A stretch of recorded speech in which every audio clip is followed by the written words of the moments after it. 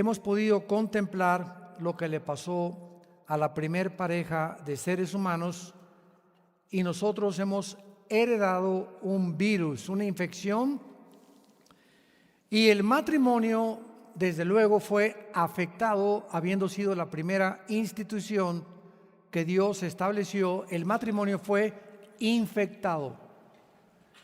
Y la razón por la cual hay tantos divorcios, tantos desavenencias, encontramos revistas como Cosmopolitan y telenovelas ricas y famosas donde encontramos testimonios, pues es que voy a buscar otro hombre porque con el que tengo no me hace feliz, o voy a buscar otra mujer porque la que tengo no me hace feliz.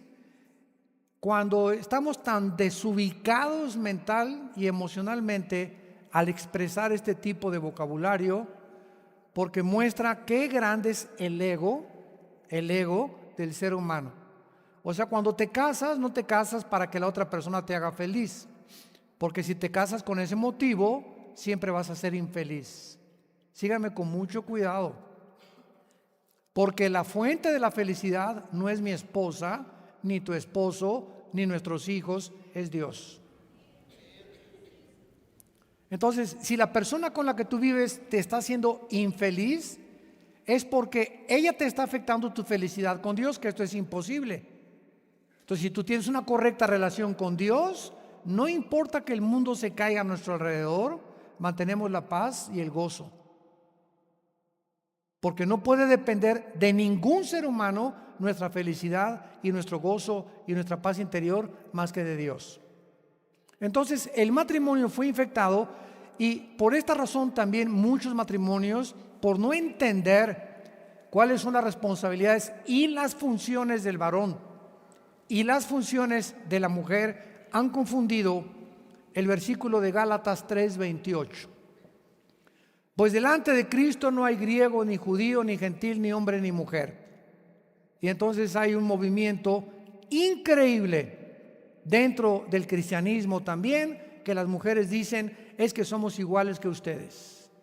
Y por eso podemos ser luchadoras, soldados, aviadoras, boxeadoras. ¿Y en qué otra área no se han metido las mujeres? Con esa actitud es que somos iguales que ustedes. Discúlpame, no somos iguales delante de Dios, pero no en funciones. Esto es muy importante, no en funciones. El hecho que la mujer haya sido creada y sacada, más refinada que nosotros, fuimos hechos de lodo, ¿verdad? Material brusco, y la mujer Dios la saca ya de un material más refinado que éramos nosotros, les da a ustedes una posición más privilegiada que a nosotros, los hombres. Y por eso toda la Biblia es continuamente la exhortación: trata a la mujer como un vaso más frágil. Primera de Pedro 3:7, más frágil que ¿qué? Que tú y yo. Entonces, cuando comienza el hombre a entrar al cristianismo y a estudiar la Biblia, comenzamos a aprender cómo es la mujer, y somos diametralmente diferentes. Las mujeres por todo chillan, exagerando un poco, ¿verdad? Las mujeres, miren, ya 7 días al mes tienen cambios de hormonas en su famosa menstruación, y durante esos 7 días ni te atrevas a decirle nada. En esos 3 días tampoco la toques. En las leyes de la higiene en Levítico, Dios prohíbe las relaciones sexuales durante el tiempo de la menstruación. Es increíble las leyes que Dios nos ha dejado en la Biblia, civiles, morales, de ética, de conducta, de higiene. Es increíble este libro. Entonces, más vale que le hagamos caso a Dios, ¿verdad? Son 7 días en que la mujer cambia su temperamento, chilla porque voló la mosca, se vuelve hipersensible, aprensiva. Lávale tú los pañales a los niños, llévatela a comer, hazle tú el desayuno, ¿verdad? Entonces, cuando comenzamos a conocernos el uno y el otro y ver nuestras debilidades y nuestras fortalezas, es cuando comenzamos a vivir para los demás. Entonces me caso para conocer a esa persona que es completamente diferente a mí. Las mujeres son detallistas, hipersensibles, frágiles, etcétera, etcétera. Nosotros somos completamente diferentes. Por ejemplo, una mujer es romántica, y cuando un hombre entiende que el romanticismo es como una chimenea que hay que echarle leña y mantener la leña prendida, vas a aprender algo. ¿Cuántos de ustedes ahorita a la salida le abrieron la puerta de la portezuela de su carro a su mujer para que se subiera? ¿Cuántos le dijeron, pues ahí échate donde puedas? No, ya lo sabe, ella ya sabe que se suba por donde pueda. Si nosotros mantenemos esta caballerosidad que la Biblia nos enseña a tener, vas a mantener tu matrimonio vivo. ¿Cuántos de ustedes fue la última vez que le regalaron flores a su esposa? No me lo digan. Hermano, desde la luna de miel. Es que ya sabe, ¿cuántos de ustedes le dicen a su esposa, te quiero? Por lo menos una vez a la semana, mínimo. No, hermano, ya lo sabe, ¿para qué le digo? Todos estos detalles que parecen, escuchen esto, insignificantes para nosotros, para ellas son importantes. Entonces ya no solamente te encierras en yo, ya lo sabe, ¿para qué le tengo que decir? Y que se suba por donde puede, en la cajuela sí cabe, que se suba a la cajuela. Comenzamos nosotros al tener esta actitud de vivir y de interesarnos en ellas y pensar menos en nosotros, no nos imaginamos cómo nos bendice Dios. No tienes idea cómo bendice Dios tu matrimonio, porque eso es lo que Jesús hizo. Yo no vengo a que me sirvan, vengo a servirlos, y mayor es el que sirve que al que le sirven. Entonces, si esa actitud de Jesús la iniciamos y la practicamos con nuestro prójimo más cercano que nuestra esposa, de ahí vienen todas las bendiciones de tu vida, de tu paz, de tu prosperidad, de tu felicidad, de tu familia. No nos imaginamos cómo bendice Dios un matrimonio que vive en santidad. Pero la responsabilidad es de nosotros los varones para comenzar. En Génesis capítulo 3 hay una maldición que continúa, porque muchas veces dicen, es que ya no hay maldiciones para el ser humano. Discúlpame, hasta Apocalipsis 22 dice la Biblia, quitaré la maldición. ¿Cuál es la maldición de la cual somos libres? Gálatas 3, de la maldición de la ley. ¿Por qué? Porque ya no somos maldecidos por no cumplir la ley, porque alguien la cumplió en nuestro lugar. Pero estas maldiciones del huerto del Edén prevalecen en muchos matrimonios, y cuando nos convertimos comenzamos a combatir con esta tendencia maligna, llámale maligna, que existe en el hombre y la mujer. Veamos qué es lo que existe en la mujer desde hace siglos de siglos, en Santa Rita de Casia, en las monjitas, en las que tú quieras. Siendo mujer existe esta tendencia. Génesis 3:16, a la mujer dijo, multiplicaré en gran manera los dolores en tus preñeces, con dolor darás a los hijos, y tu deseo será para tu marido, pero él, en el original hebreo dice, él es el que debe gobernar o enseñorearse de ti. ¿Cuál es la maldición que las mujeres han heredado? Cristianas, no cristianas, hindúes, árabes, etcétera, etcétera. La mujer trae en lo más íntimo de su naturaleza la tendencia de gobernar al varón. Porque ahí está en todas las mujeres. Y la maldición del hombre es la tendencia que tenemos de evadir nuestra responsabilidad y dejársela a la mujer. Tú enséñales a los niños de la Biblia, tú edúcalos. Yo nada más vengo aquí, como dice Eufemia, ¿verdad? Échame los 2 pesos, paga el gasto y la luz. Como la famosa canción. Te la sabes de memoria, seguro. Entonces el hombre ha creído, no, yo trabajo y yo me desvelo y trabajo 10 horas, etcétera, etcétera, y tú encárgate de todo. Es que no es por ahí. Esta es la razón por la cual ellas se hartan, se cansan de nosotros, porque creemos que con solo proveer es toda nuestra responsabilidad. Y el hombre, por evadir la responsabilidad del liderazgo, que vamos a ver que Dios nos entregó a nosotros, ahora hay mujeres pastoras, mujeres gobernantes, matriarcados, pero tanto en el hogar como en el gobierno, como en la casa, en la iglesia, el gobierno, Dios se lo entregó al varón. Y hay una discusión teológica de los siglos, ¿verdad? Sobre todo desde hace 50, 60 años, que la mujer ahora, sí, no hay ningún problema. Oiga, hermano, ¿usted qué piensa de las mujeres pastoras? ¿Qué piensa de las mujeres presidentas de la República? ¿Qué piensa usted de los matriarcados? Apúntalo, la voluntad de Dios es directiva y permisiva.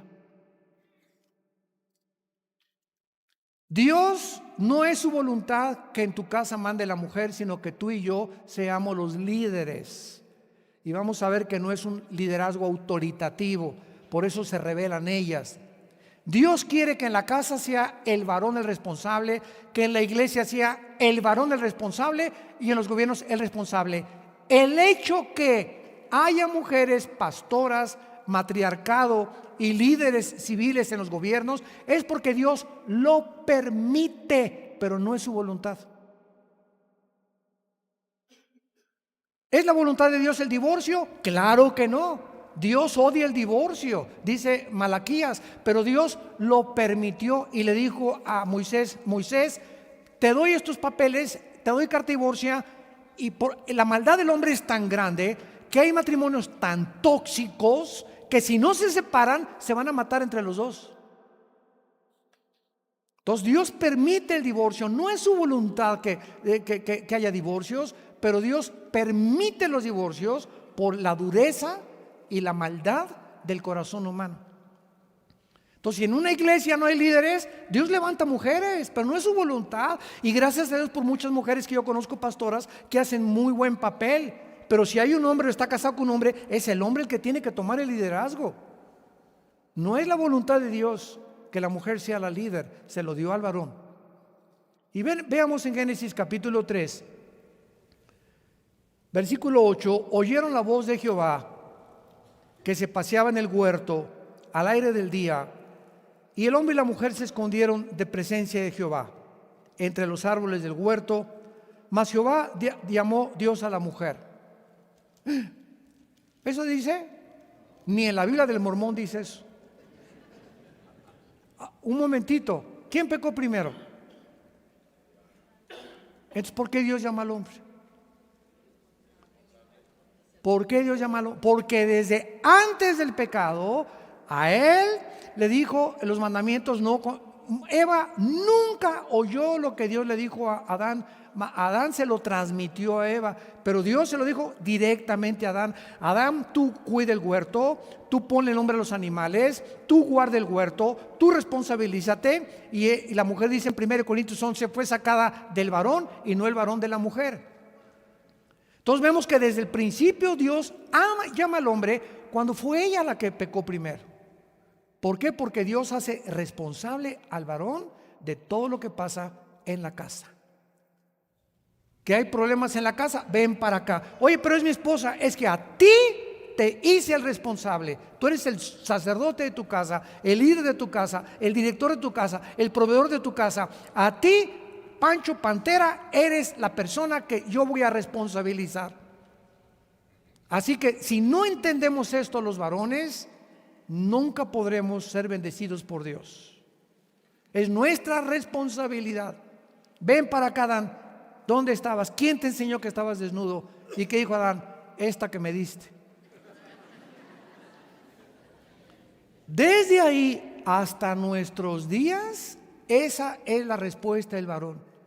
Pues tú enséñales, tú la disciplina, tú exhorta a los niños, tú por aquí por allá, y echamos toda la responsabilidad a las mujeres cuando la responsabilidad de la mujer es completamente diferente a la que nosotros debemos de manifestar. Veamos entonces nosotros claramente que fue al varón a quien Dios le advirtió no comer del conocimiento del bien y del mal de la fruta. Número 2, fue el varón a quien Dios le ordenó cultivar y cuidar el huerto del Edén. Fue al varón a quien Dios le dio la autoridad de nombrar. Nombrar o ponerle nombre en la Biblia a alguien implica autoridad. Él le dio nombre a todos los animales y después Adán le enseñó a Eva cómo se llamaban los animales. Y finalmente Dios le dio al varón una mujer y no a la mujer un varón. Entonces vemos nosotros claramente las funciones que Dios establece desde el principio y desde antes de la creación. Esta responsabilidad y liderazgo no significa nunca, jamás que somos superiores a ellas. Nunca, nunca, nunca. Somos los dos coherederos de la gracia de Dios. Simplemente lo que Dios quiere es lo siguiente: donde manda capitán no gobierna marinero. En un barco no puede haber dos capitanes. Vámonos al norte, no, vámonos al sur. ¿Qué pasa con los marineros? Se confunden. ¿A quién le hacemos caso? No, pues ibas a la fiesta, la mamá. No, pues vayan a la fiesta. No, pues no hagas estas cosas. Y la mamá contradice lo que el papá dice. Y cuando hay este choque de opiniones entre el hombre y la mujer, es cuando los hijos crecen desorientados, inseguros, dudosos, temerosos, porque no saben a quién seguir. Y cuando se acaba imponiendo la voluntad de la mujer, vienen juicios bien grandes de Dios en ese matrimonio y en esa familia, porque se ha violado completamente el diseño original, que es de la familia, que el hombre es el responsable delante de Dios. Adán tenía que comunicarle de la advertencia de no comer a Eva y no al revés. Dios llama al hombre y no es a la mujer a quien hace responsable del pecado. Y estos roles son corrompidos completamente, como lo acabamos de ver, cuando el hombre evade su responsabilidad. Y desgraciadamente ahora, ¿quiénes son la mayor parte de los discípulos de Cristo? Mujeres. Es increíble. Las mujeres llenan las iglesias porque el hombre es macho camacho. Y el hombre cree que sus responsabilidades son otras cosas. Y esta concepción es la que nos hace, es la que nos autodestruye a los varones. Hace algún tiempo llevamos una pareja, íbamos de México a Cuernavaca, y ahí siendo por Tres Marías. En Cuernavaca es un lugar bastante frío también, y más en tiempo de invierno. Yo iba atrás sentado y adelante iba manejando, le voy a llamar Pancho Pantera, con su esposa.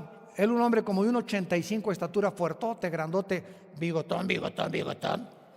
Y la esposa chiquita, así flaquita toda. Y hacía un frío y él traía una chamarrota de borrego así. Y yo nada más vi que la muchacha le hacía ¡ay! Del frío. Y venía yo atrás de ellos sentado y dije: ¿hasta cuándo este barbaján se va a quitar la chamarra y la va a tapar a su esposa? Y no le hacía así la esposa de... Gracias a Dios que yo no le quise llamar la atención enfrente de ella. Nos paramos en la gasolinera y lo acompañé, y entonces le dije: oiga, don Pancho, ¿no estás viendo, verdad, de tu esposa? Que se acostumbra al frío, me dice. Y le digo: oye, espérame tantito. Le digo: tú eres cristiano. Y íbamos a la iglesia y en la mañana me traían de una conferencia y se ofrecieron darme el aventón a Cuernavaca. Y le dije: es que tú eres cristiano. Me dice, y le hacía así. Así me hicieron, dice, así me hizo mi papá. Mi papá también era así. Así somos en la familia. Y no, le dije: espérame tantito, es que si así eras, ahora que eres cristiano, ya tienes que dejar de ser así. Porque el que está en Cristo, nueva criatura es. Y si tú no aprendes a quitarte tus bigototes, no es que te los rasures, pero así mi familia, y así fue mi papá, macho camacho, y que se acostumbren al frío para que después no brinquen como lagartijas en la noche en la casa, nunca tu matrimonio va a funcionar. Entonces tenemos que entender, si así éramos, y si así mi papá, y así éramos, son herencias malditas que lesionan y lastiman nuestro matrimonio futuro.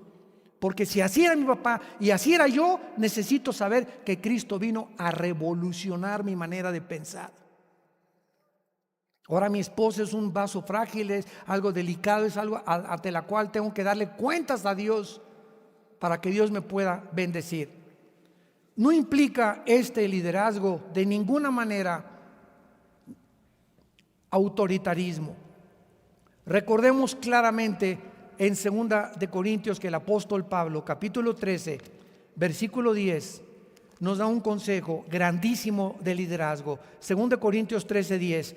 Por esto les escribo, estando ausente, para no usar de severidad cuando esté presente, conforme a la autoridad que el Señor me ha dado para edificación y no para destrucción. La autoridad que Dios nos da en la casa, varones que me escuchan, no es para destruir a nuestra esposa. Con la dictadura, con los gritos, pues mis chilaquiles y aquí tú, tráigame las chanclas. Quiero ver el partido Tigres Rayados hoy en la tarde. Estamos equivocados, estamos completamente, y esta es la razón de tantos problemas. Las mujeres se cansan, son frágiles, son delicadas. Nosotros somos, por otro lado, pensamos y creemos que no es que la Biblia dice que tú tienes que estar sujeta a mí, pero eso no es la sujeción, por el amor de Dios. Lee 1 Corintios 11:3.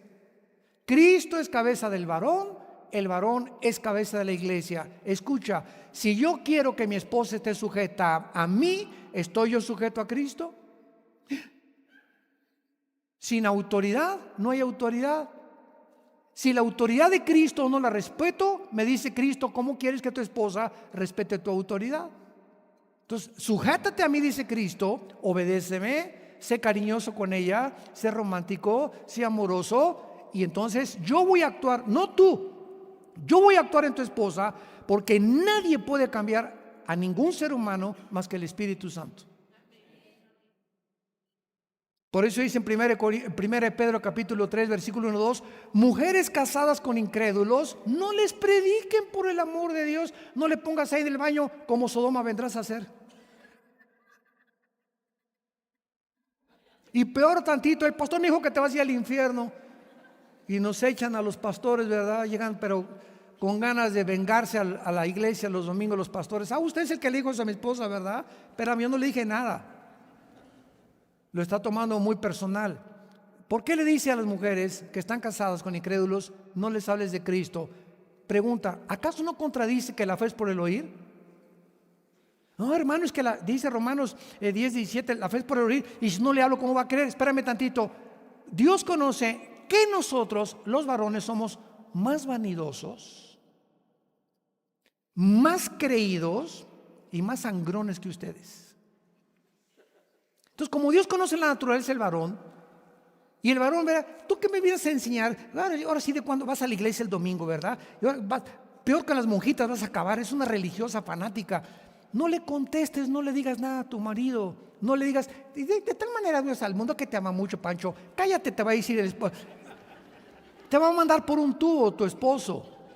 Porque así somos los varones, o sea, no aceptamos ser corregidos y menos, nos creemos superiores antes de ser cristianos. Entonces Dios dice, no le digas nada, mantén tu conducta afable y apacible. Y sabes una cosa, yo tengo en el metro, en la oficina, en amigos, personas que le van a hablar a tu marido. Si tú me obedeces, Panchita, voy a actuar en tu marido, porque sin fe es imposible agradar a Dios. Es cuando Dios ve la obediencia que Dios actúa, porque es la fe lo que mueve el poder de Dios. Sin fe no podemos agradar a Dios. El liderazgo masculino no implica de ninguna manera superioridad. Y vayamos a Efesios capítulo 5 en el Nuevo Testamento, y dice la Biblia, versículo 22, las casadas estén sujetas, no dice con sujeta. No tuerzan la Biblia. Estén sujetas a sus propios maridos como al Señor. ¿Por qué? ¿Qué es la gran cosa tu marido? No. ¿Qué se cree mucho tu marido? Tampoco. ¿Qué es porque es el papucho de papuchos? Tampoco. Simplemente porque es la cabeza de tu vida. Así lo diseñó Dios. No me discutas, hijita. Santa Rita de Casia, no te me pongas al brinco. Cálmate, Débora. Obedece simplemente. Mis pensamientos no son tus pensamientos. Es por cuestión de funciones. Y además, haciendo esto, estoy trabajando con tu carácter y con el carácter de él. Y tenemos que aprender qué es la sujeción. En primer lugar, la sujeción no significa hacer cosas inmorales con tu marido. Por ejemplo, es que a mi marido le encanta la pornografía y dice que veamos, que lo acompañe a ver la pornografía para aprender cosas nuevas en el acto sexual. ¿Sabes una cosa, Panchito? Yo tengo que estar sujeto en todas las cosas, pero hay una ley superior moral que me prohíbe hacer las cosas que tú me estás mandando. Por lo tanto, no te obedezco. Te tienes que obedecer. Vas a pasar sobre mi cadáver, pero no veo pornografía contigo. Mátame si quieres, pero tengo que obedecer a Cristo. Porque hay una ley superior que es la de Cristo. Y es la misma que los apóstoles en Hechos 4 tuvieron con las leyes civiles. Tenemos que estar sujetos, las mujeres, a sus maridos. Tenemos que estar sujetos al gobierno. Tenemos que estar sujetos a nuestros pastores. Mientras nuestras autoridades que tenemos no violen la palabra de Dios. Entonces tenemos que estar sujetos al gobierno en la República Mexicana. A los pastores, por ejemplo, en la República Mexicana se nos prohíbe. A mí, por ejemplo, si algún día me invitan a ser diputado, no puedo porque soy ministro de culto. No puedo ser diputado. ¿Lo vamos a hacer senador? No puedo. Presidente de la República, menos. Además, no cambiaría jamás el púlpito por un puesto político. Nunca, jamás lo haríamos. Hay leyes de cada país. Cuando el gobierno de la República o en el país que tú digas, salga una ley que diga, se prohíbe leer la Biblia o se prohíbe reunirnos, no podemos obedecer. Los cristianos primitivos se reunían en catacumbas, a escondidas del gobierno romano, porque había una orden superior. Vayan y prediquen y no dejen de reunirse. Hebreos capítulo 3. Entonces, cuando el gobierno civil, cuando el gobierno de un matrimonio y cuando el gobierno de una iglesia o un pastor obliga a las ovejas o manipula a las ovejas o se enseñorea a las ovejas y llegas a una iglesia donde le dice al pastor, pastor, pues fíjese que me voy a ir a otra iglesia, la maldición de Tutankamen caerá sobre tu familia.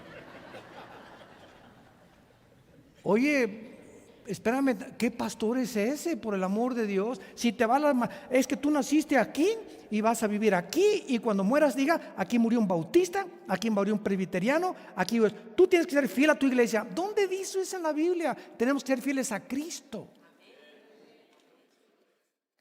Cuando un hombre de Dios usurpa ese liderazgo, es lo mismo que el hombre con la mujer. Tú tienes que estar, espérame tantito, es que hay leyes superiores que me impiden obedecerte.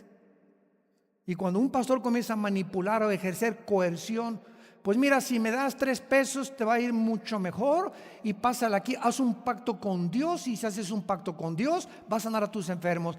Dios no, estamos haciendo un negocio con Dios.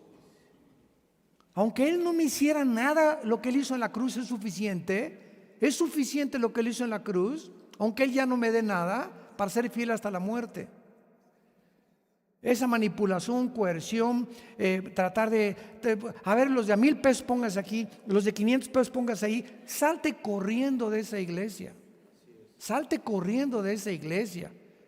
Esos pastores no son pastores, son mercenarios del evangelio. El marido es cabeza de la mujer, como Cristo es cabeza de la iglesia.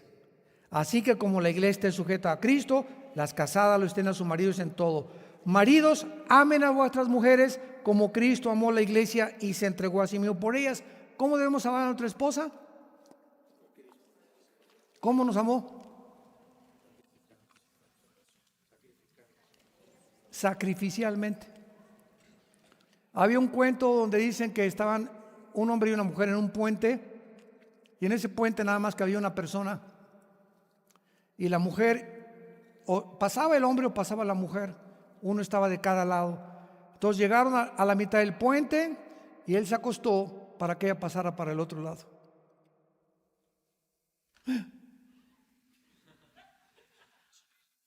Ese es el amor sacrificial.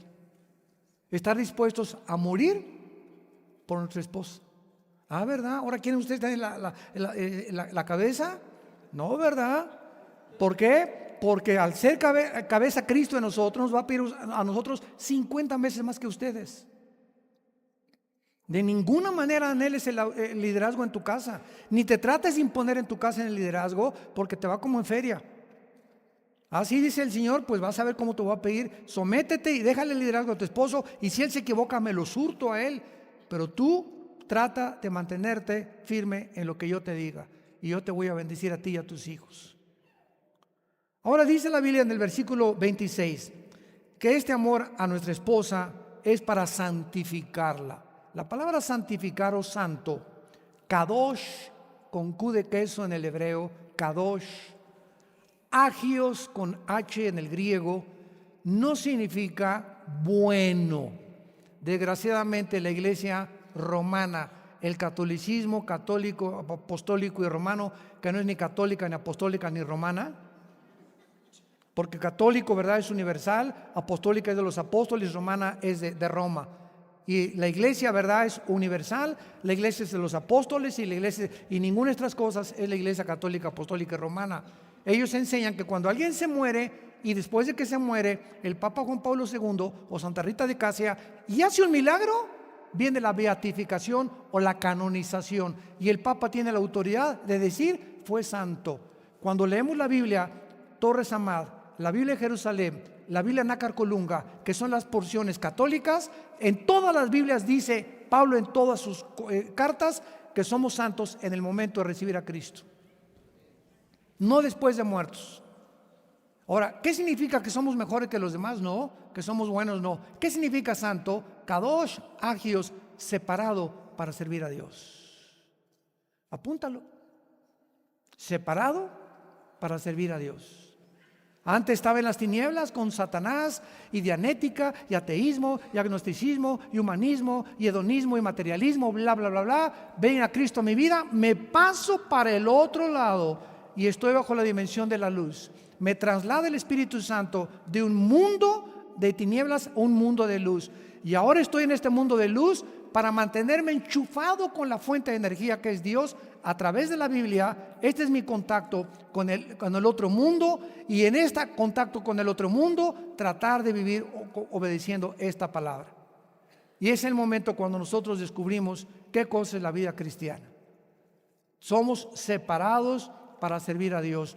Peco y me regreso otra vez con las tinieblas. La salvación no la pierdo porque no se puede perder la salvación. Pero el momento que peco, dice en 1 Juan 5 que no tengo comunión con Dios. Al perder comunión con Dios, escúchame, pierdo la brújula, pierdo el GPS, pierdo el Waze. Y ya quiero orientarme y estoy desorientado. Tengo que confesar mi pecado para regresar, porque la sangre de Cristo actúa bajo la luz. 1 Juan 1 del 5 al 8. La sangre de Cristo opera bajo el reino de la luz. Yo no puedo esperar que Dios me bendiga viviendo en pecado. Tengo que arrepentirme y venir a la cruz para que pueda restablecer mi comunión, no la salvación, mi comunión con el Hijo de Dios. Dios nos manda, varones que me escuchan, separar a otras mujeres del pecado.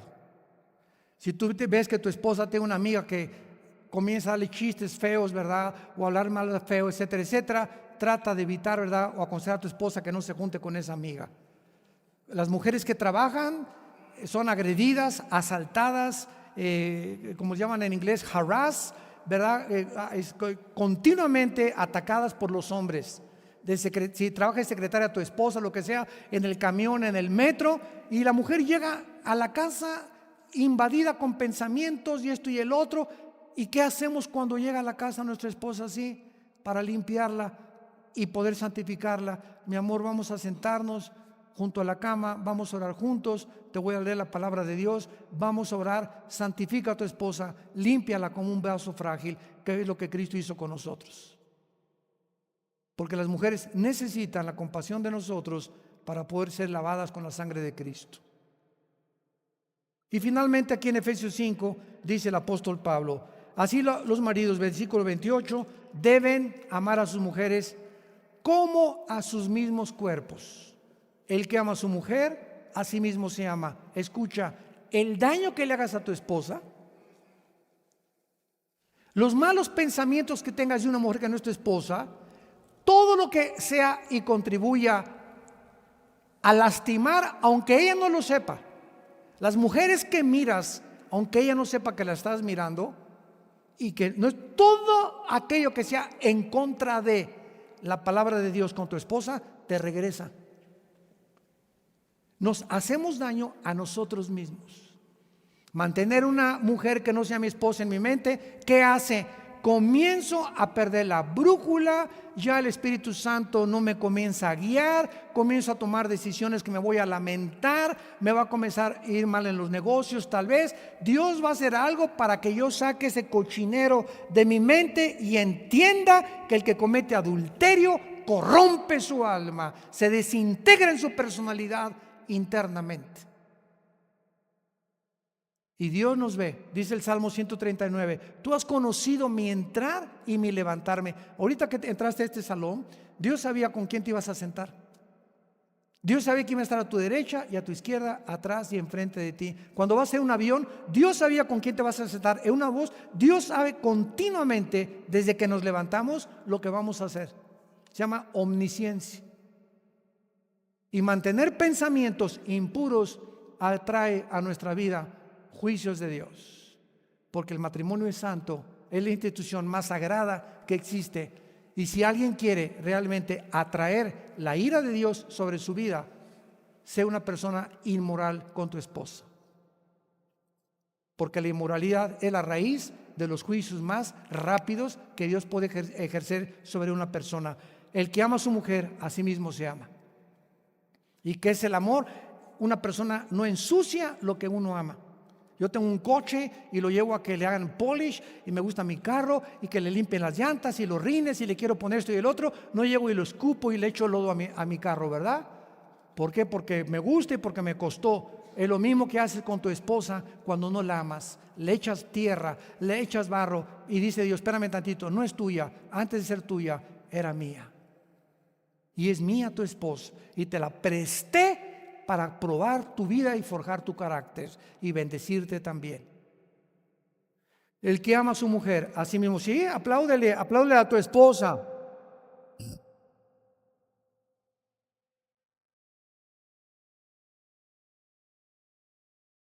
Abróchense los cinturones ahora ustedes, mujeres. Ahí les va. Hay de todo. Bueno, ya los hombres. No cabe duda, ¿verdad?, que una de las cosas que más se ha perdido es la feminidad. Por eso dice la Biblia en 1 Corintios 11 que la mujer le es glorioso dejarse crecer el pelo. Y yo entiendo que las mujeres, ¿verdad?, de 60, 70 años de edad, ¿verdad?, se corten el pelo. Me decía otra mi esposa, pues es más cómodo para ellas, ya no tienen que ir al salón de belleza, pero ya cuando se lo ponen arriba de la oreja, ya caminan en la calle y los muchachos echan apuestas si es hombre o mujer la que va caminando. La feminidad se ha perdido, se ha distorsionado en los medios masivos de comunicación, en el cine, en el teatro, y actualmente se quiere retratar a la mujer porque el diablo sabe que la mujer debe mantener su feminidad, el varón su masculinidad, su hombría, y el diablo nos va a atacar en eso. Entonces va a hacer que el hombre se porte más como mujer y que la mujer se porte más como hombre. O sea, distorsionar el plan de Dios. Y ahora a las mujeres, ¿verdad?, se les retrata más hombrunas, más toscas, más agresivas, más violentas, más seductores, más independientes del varón. Y oyes conversaciones de mujeres y se ríen, no, a mí mi esposo que por aquí, por allá, porque les gusta sentirse independientes de que no es el varón el que tiene el control en la casa. Vean ustedes las características de una mujer de Dios: animadora, compasiva, dulce, gentil, tierna, considerada, sabia, espiritual, confiable, obediente, cariñosa, delicada, quieta, fiel, pura de ojos. Sara, Noemí, Ruth, María, la madre de Jesús, Marta y María, Loída, Eunice, abuelas y madre de Timoteo, tenían estas características. ¿Qué características negativas debes de huir tú que eres como mujer? Seductora, pasiva, cautivadora, coqueta, vana, manipuladora, quejumbrosa, agresiva y chantajista. ¿Quieren más?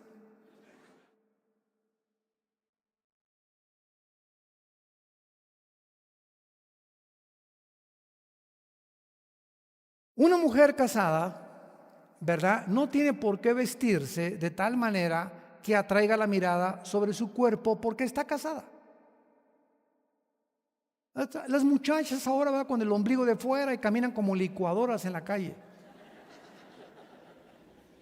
Y todo porque creen que vistiéndose así atraen la mirada de los hombres. Y es verdad, sí la atraen, pero sobre su cuerpo, porque está a 25 pesos el kilo de aguayón. Les tengo que hablar así, y más de jovencitas. Así no vas a traer más que puros abejorros que se van a ir sobre tu cuerpo para picarte precisamente. Entonces, esto es importante, ¿verdad? Porque la Biblia nos habla claramente en el libro de Proverbios. Salomón, que era experto en mujeres, imagínense si no era experto en mujeres Salomón. Tenía un harem de mujeres. Escribe en el capítulo 2, versículo 16, a los hombres que viven cerca de Dios y que son santos. Proverbios 2:16: serás librado de la mujer extraña. La mujer extraña en el libro de Proverbios es la mujer que Dios no escogió para ti. Todos los hombres en el mundo entero, yo el día que me casé les dije a los 2,5 billones, Carmelita, Lupito, adiós, adiós, adiós, todas, adiós. Ahora esta es Marta, la maciza. Adiós. Ya no tengo por qué estar tratando de coquetear con ninguna otra mujer, porque ahora ya es ella nada más. De todas las que hay en el mundo me tengo que dedicar a una nada más. Igual cuando tú te casas con un hombre, ¿verdad? Adiós Pancho, adiós Simona, adiós Pancho Pantera, adiós, adiós. Aquí en adelante, ahora es eso. Dios tiene una mujer para tu vida y para mi vida.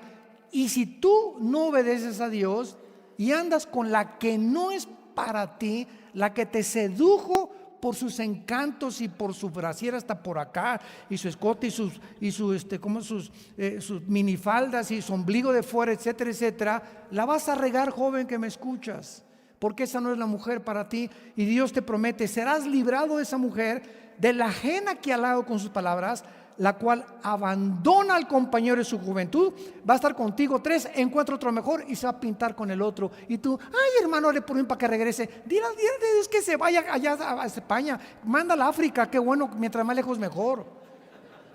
Ibas a sufrir más si te casaras con esa muchacha. Qué bueno que descubras que se fue con otro. Qué bueno que descubras que tu novio se fue con otro. Qué bueno que ahorita nos abra Dios los ojos y nos dé cuenta que la que es para nosotros, nadie nos las quita. Nadie te quita al hombre que Dios tiene para tu vida, cuando tú eres un hombre santo en toda tu manera de vivir. Y dice el versículo 18: por lo cual su casa está inclinada a la muerte y sus veredas a los muertos. Todos los que a ella se lleguen no volverán, ni seguirán los senderos de la vida. Aquí podemos ver ahora claro de entender el término sumisión, ¿verdad? El esposo es la persona, como dice en Proverbios 18, el que haya esposa, haya el bien y encuentra el favor de Jehová. O sea, un hombre que encuentra una mujer y es una mujer de Dios, ¿sabes por qué la encontraste? Porque la gracia de Dios estaba sobre tu vida cuando la escogiste. Pero si tú te casas y andabas ya mal, y te casas peor con una que no sea cristiana o con uno que no sea cristiano, ¿cómo quieres que la gracia de Dios actúe en tu vida? Es que la gracia de Dios no es que lo merezca. No es que no merezca. Hay la gracia santificante y hay la gracia salvífica. No las confundas. Dios opera de diferentes maneras. Y nuestras acciones pueden hacer rechazar los favores que Dios tiene para mi vida. Dios es misericordioso y se va a esperar, pero puede al final Dios decirme: ¿sabes qué? Ya estoy cansado contigo.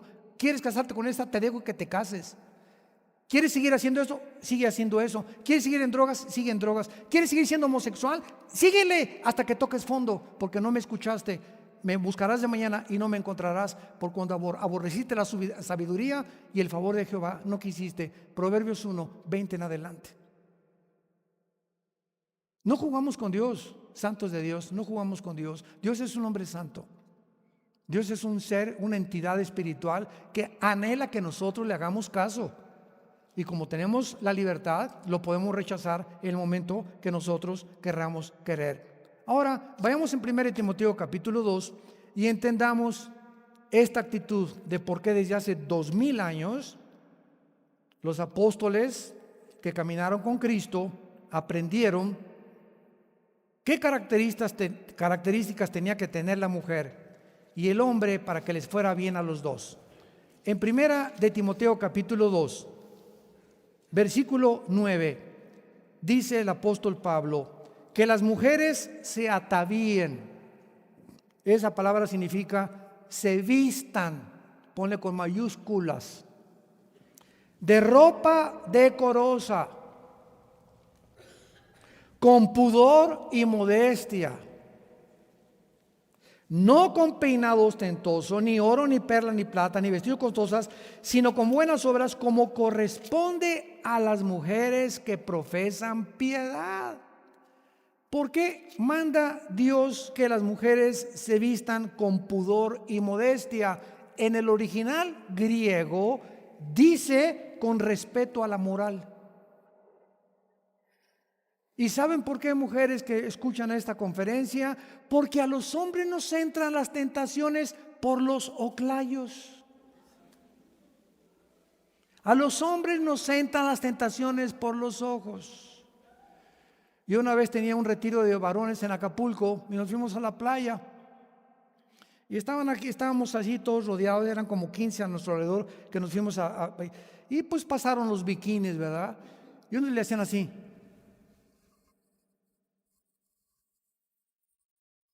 Mustios, ¿verdad? Y volteaban a verme si yo lo estaba viendo. Yo les decía, no, yo no estoy viendo, te está viendo Dios. Y uno me preguntó, y me acuerdo que se me quedó muy grabado, ¿qué hacemos, hermano? Miren nomás lo que está pasando, parece un monumento. Yo le contesté, mira, no podemos evitar mirar una vez, pero sí podemos evitar filmarla. Entonces, ya pasó una mujer con bikini y todo, ¿verdad? Digo, ¿tengo que ser mujer o tengo que ser loco para no decir, wow?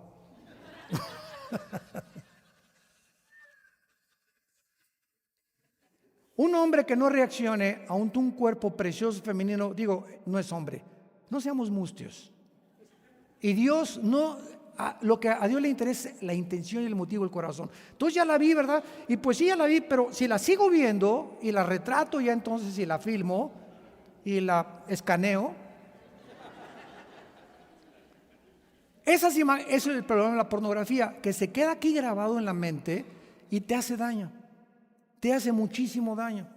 Entonces aprende a tener disciplina y ya pasó, pues ya no la veo, prendo la televisión y veo algo así que me está teniendo la atención, cámbiale de canal, apriétale el botón para que salga eso rápido. Si tú te quedas ahí, es cuando viene el pecado. Entonces, entendamos que las tentaciones no son pecado, pecado es caer en la tentación.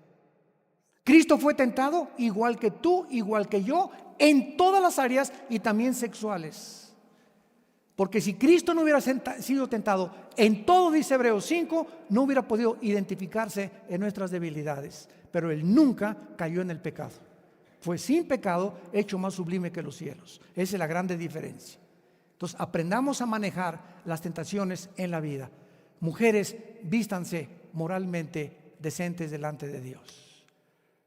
Ahora una vez fue una iglesia en un puerto, aquí me reservo un lugar, en México, y estaba en la segunda fila, me tocaba predicar y había como 4 o 5 mujeres enfrente de mí con era un puerto, desde luego se visten más tropical, ¿verdad? Pero todo aquí descubierto y le hacían así, alabaré, alabaré, y yo, Señor, ten misericordia. Yo no podía estar ahí 15 minutos sin tener que, de vez en cuando, ¿verdad?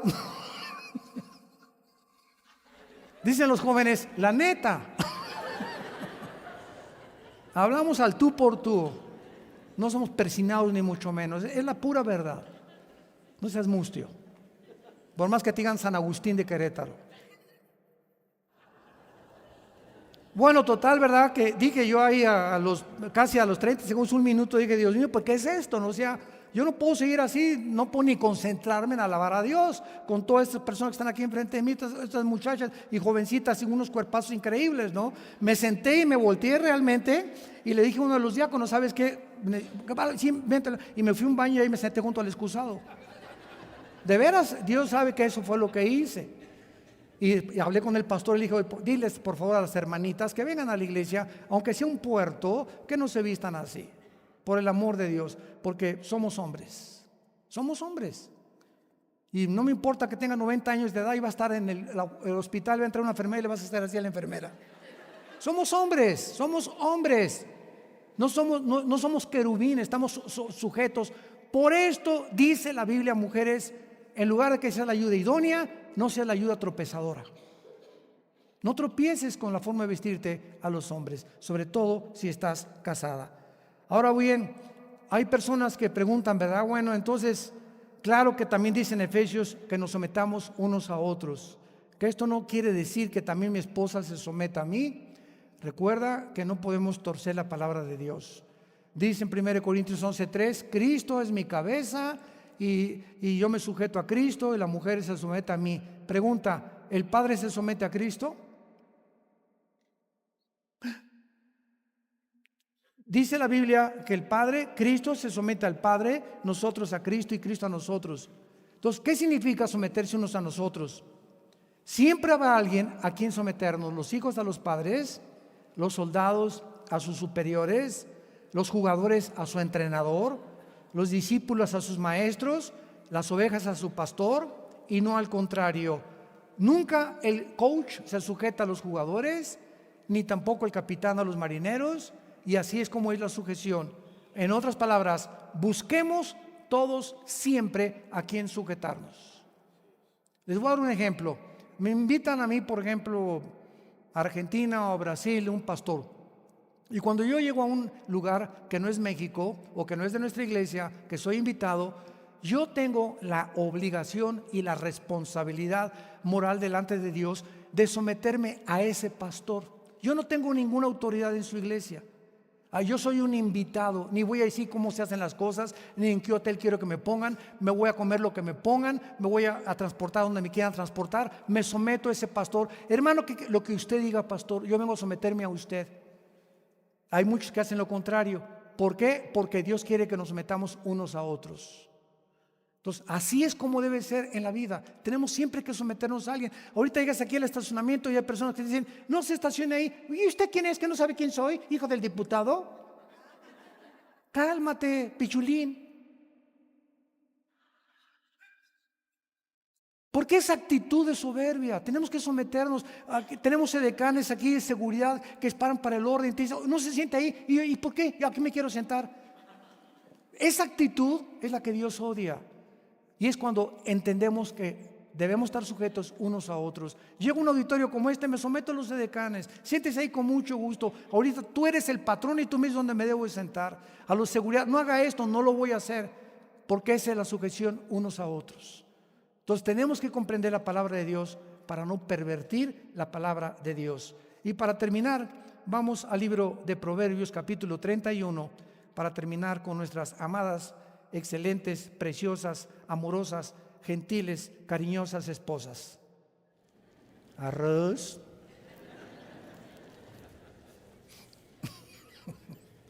No me mires tan feo, ¿eh? Y hoy en la noche duermes en el suelo. No, para nada. Quiero decirles algo para terminar aquí con Proverbios 31. Una de las cosas que mi esposo y yo anhelamos es ser como somos. No subirme aquí al púlpito y, damas y caballeros, señoras y señores, y aquí papucho de papuchos. Ser como somos. naturales. No tenemos por qué fingir otra personalidad, muy santos aquí, el matrimonio. No, mi esposo y yo nunca hemos tenido problemas. ¿Sabes una cosa? Ni los querubines. Entonces tenemos que ser como somos. Y somos pastores y tenemos problemas como ustedes, con los hijos como ustedes. No somos diferentes a ustedes. Somos normales, somos seres humanos.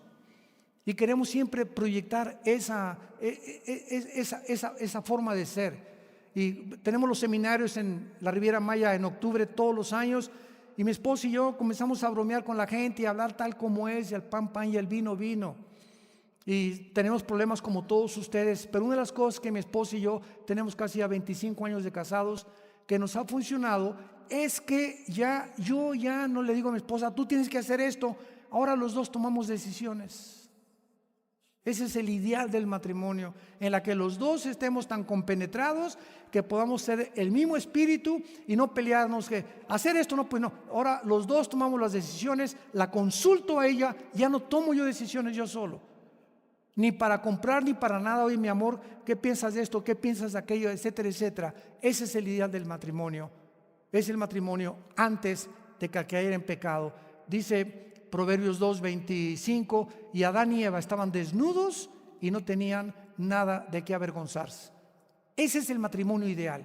Estar los dos juntos, compenetrados juntos, pensar juntos, tener la misma mente, el mismo ánimo. ¿Por qué? Porque estamos los dos ya sujetos el uno al otro. Ahí tenemos que llegar.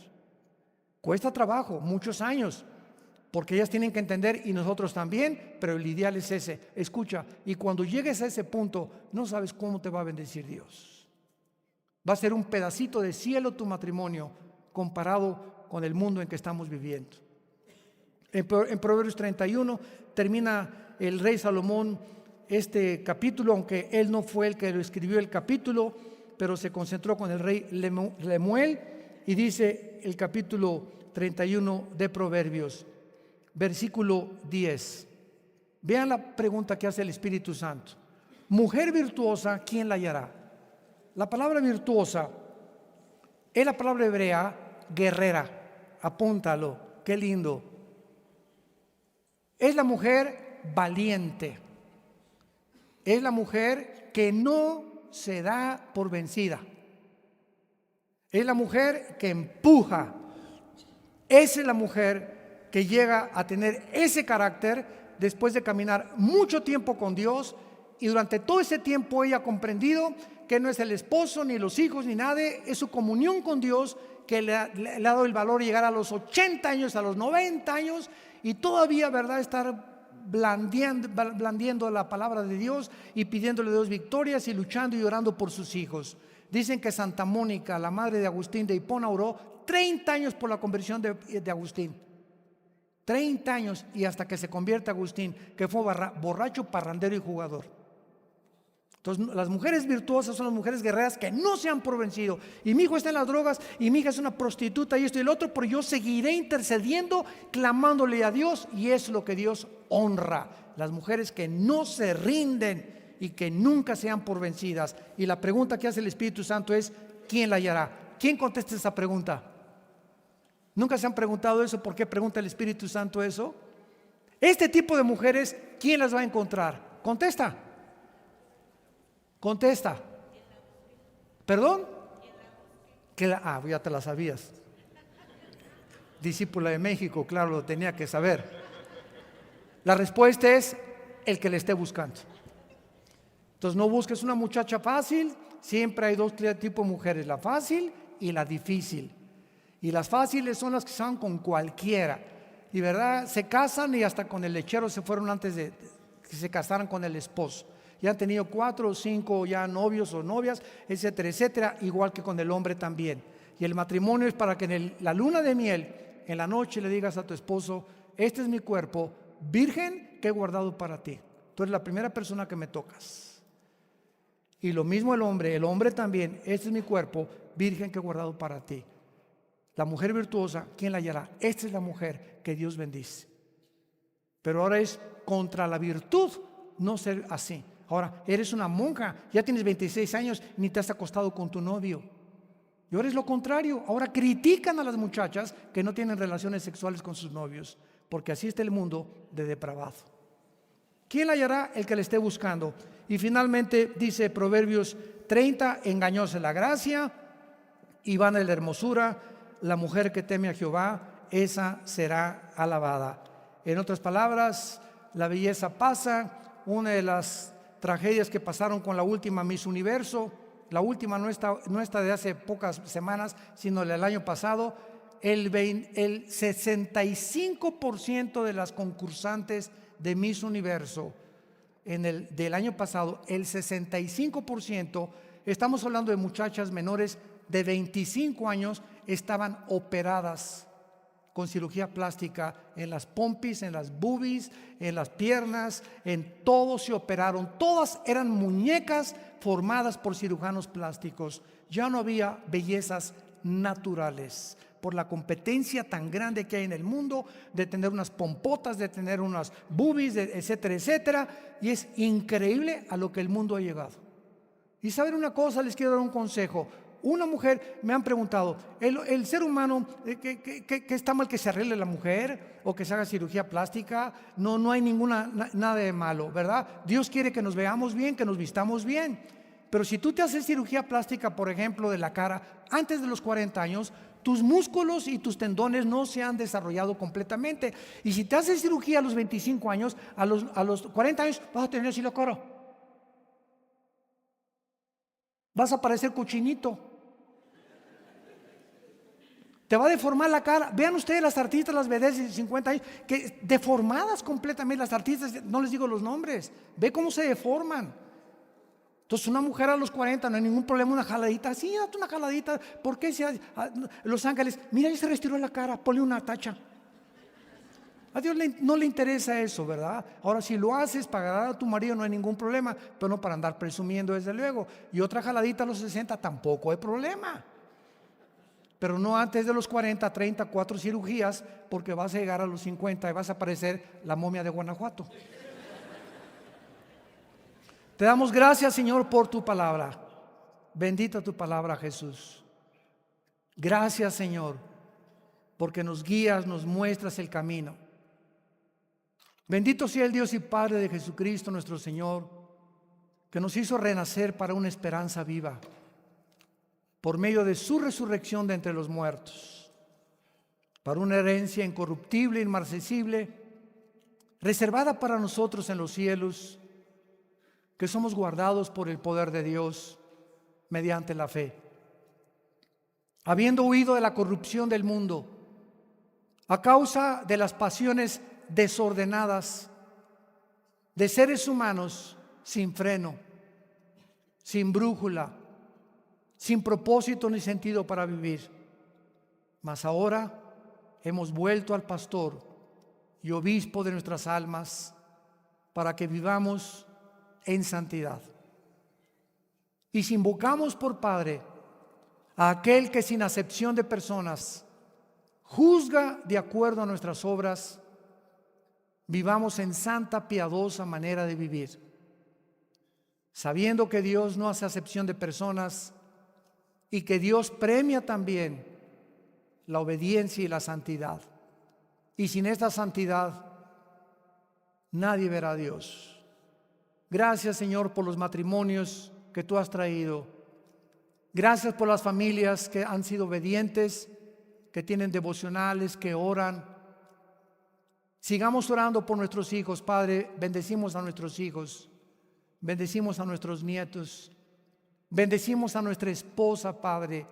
Bendice a nuestra compañera, nuestra amante, nuestra amiga, la compañera de nuestro pacto, para que podamos ser bendecidos por ti, porque anhelamos en la corta vida que nos das vivir en paz, tranquilos, sabiendo que nadie nos arrebatará de tu mano, y que aunque andemos en valle de sombra y de muerte, nunca tendremos ya temor de nada, porque nunca nos dejarás.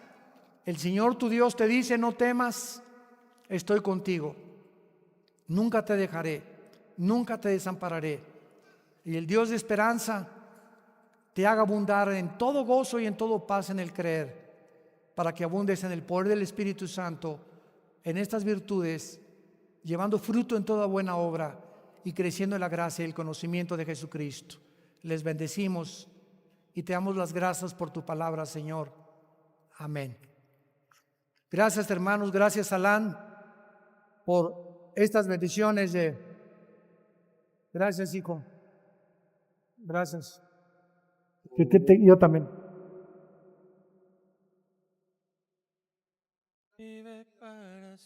Gracias a Dios por todo lo que ha hecho en tu corazón y todas las cosas que vas a...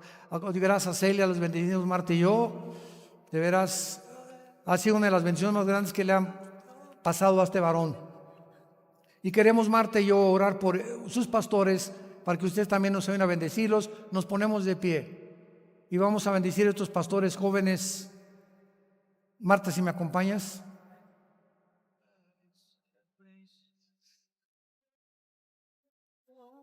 Quiero bendecirte como padre y como pastor también. Gracias, Alan, por tu vida, por todo lo que ha hecho Dios contigo y lo que va a hacer haciendo con ustedes dos. Gracias por tus hijos, por los hijos de los dos. Ahora son los míos, los tuyos y los de nosotros, ¿verdad? Así es Dios de bueno con nosotros. Bueno, vamos a orar. Padre, gracias, Señor, en el nombre de Jesucristo, porque tú eres, Señor, el Señor de la grey.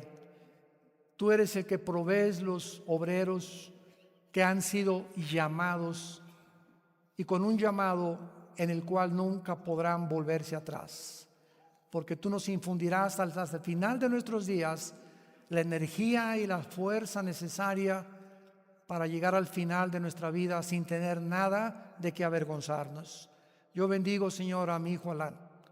Te pido, Señor, que lo fortalezcas junto con su esposa Celia, que un espíritu de sabiduría, de conocimiento, que siempre lleve fruto en todo lo que ellos hagan, fortalecidos interiormente con tu espíritu, creciendo en la gracia y el conocimiento de Jesucristo y bendiciendo a la grey que has puesto bajo su liderazgo, a sus ovejas, que puedan ser y seguir siendo ejemplo de esta iglesia, y que le sigas dando el poder y las fuerzas para poder continuar viviendo hasta el final para ti. Les bendecimos y te damos gracias por sus vidas, pidiéndole a toda la iglesia que oren siempre por ellos, que los sostengan con sus oraciones, que nunca menosprecien lo que hacen por ustedes, que los bendigan en todas las áreas de su vida, porque ellos necesitamos, los pastores y los líderes necesitamos, como ustedes no se imaginan, de sus oraciones, de su apoyo, de su ánimo, de su comprensión. En el nombre de Jesucristo, amén.